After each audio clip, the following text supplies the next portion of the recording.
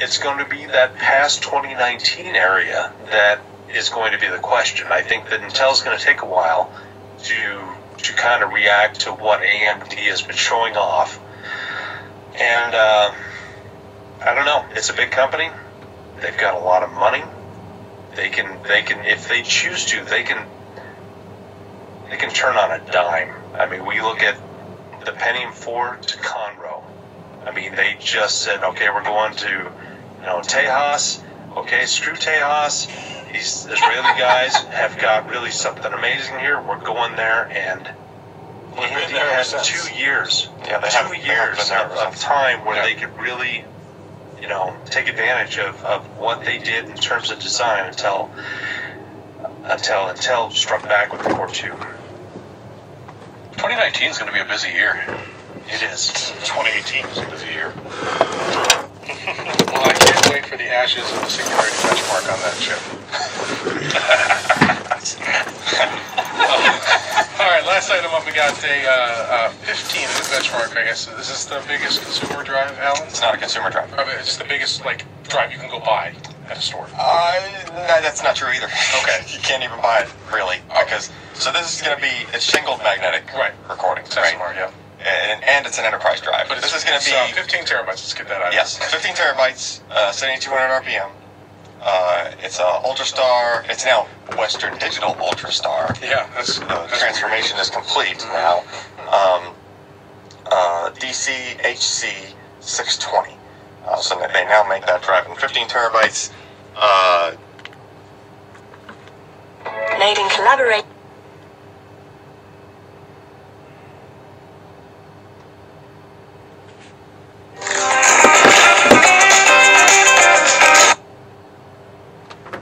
Start feeling festive with the Flybuys Christmas. Yeah, I know.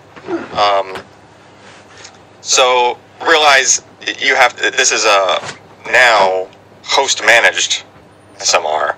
So they're just moved away from the drive will try to behave adequately if you gave it just a standard workload and it'll just try to make it SMR.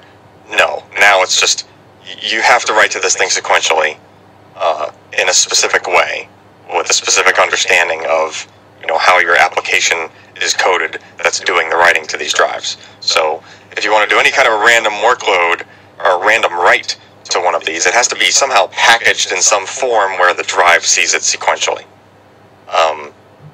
so that it can just continue with the specific shingled write that it's doing. Is that supported out of the box by the OS, or is that drivers? No, it's the guys that are using drives like these have coded their own back ends that are doing the writing to these drives. So they're not even using RAID specific controllers. They're just using JBOD controllers. Just get all the drives connected to the system. The software layer that whoever the company has developed, be it Facebook or Facebook, Google, whoever, they're going to set something up that's going to handle all of the redundancy and writing to multiple disks or across multiple arrays or spaces or whatever. And also, they just need to do it in a way that's sequential, so that these drives can behave properly when they're doing the writes. Because as it turns out, you can read from a narrower track than what you can write, which is what gives these drives this advantage. They're just like, well, if we just scoot the head over a half or 3/4 of a track worth, as opposed to going over one full track worth with enough gap between them for a regular, to not overwrite the adjacent tracks, as it turns out, if you just decide to overlap them as you're writing them, when you come back and read, you can still read from the slimmer tracks that you've created with that previous write. So that's just kind of how that stuff works. We're still not to the point. I know it's Jeremy wrote this, right? Yes. Yeah. No, it was Tim. Oh, that was Tim. So Tim's longing for the upcoming days of MAMR and Hammer and stuff like that. This has got to be one of the last SMR drives that we're going to be seeing.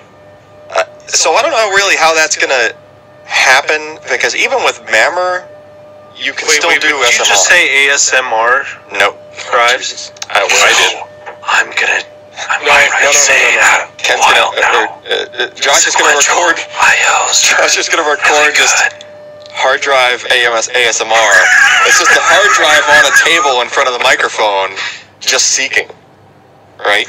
And then you can do a video for each different hard drive. Actually, I need to go through the old box of hard drives now. We need to do like Velociraptor ASMR. Let's edit this out of the podcast. No one says the ideas. YouTube gold. Somebody's gonna do it. We're gonna be 100 airs. But at some point, unpredictable during that recording will be a sudden hammer. And now I'm gonna do a defrag. Listen to this one. Yeah. Just Velociraptor defrag. It's just alright, anyway. So yeah, when those things come, they're not necessarily gonna just all of a sudden we don't need shingled. You can still stand to get that sort of a benefit from shingled because you'll still be able to read a narrower track than you can write. It's just that with something like Mammer, you'll be able to write to a much narrower track. But some of the hurdles they're dealing with on that, like Western Digital's already doing that. Like they showed it to Ryan and I, a year ago now. Flew us out to California and showed us, and they had, not only did they brief us on it, but they had like product actually doing it. It's just that to get the higher densities, now the bottleneck for advancement is sputtering technology of like how they can make the media able to handle writing tracks that much narrower. So you just need to make the domains smaller, the magnetic domains on the media smaller now. So now it's like, oh crap, we solved this one problem, now we have to spend years developing this, advancing this other part of the technology so that we can actually get the benefits. So expect that to ease in. So it's not like the first Mammer drive you see is going to be one platter 20 terabytes and no need for shingled or anything like that. It's going to still be a progressive thing, just based on the media advances. Sure. Unfortunately. I'd really like just some breakthrough and just, oh, here's this 50 terabyte, 2.5-inch laptop hard drive. The world couldn't handle that. Yeah. Well, and then your Windows installer would go to like 20 terabytes. Yeah, and then the Windows installer would immediately be 5 terabytes. The chat does remind me that you can buy 20 terabyte USB thumbsticks on AliExpress. Oh, absolutely. It's like $20. You can. Just keep writing, no problem. Yep. Just don't look. Don't write more than like 4 meg. Or just don't care about what you write beyond that 4 meg. Yeah. All right, let's get into the picks of the week. Jeremy's up first with a motherboard for us. Yeah, I mean, it's that time of the year again where you're sort of trying to figure out cheap gifts for the people that you pretend to care about. And, a B450 board is a great way to set someone up with an upgraded system that they can't break very easily. And the deal that they're having right now, at least on the Canadian version, it's going to be cheaper in America, but $90. And this thing has friggin' everything you're possibly going to want. If you have the money to put an M.2 in there, away you go.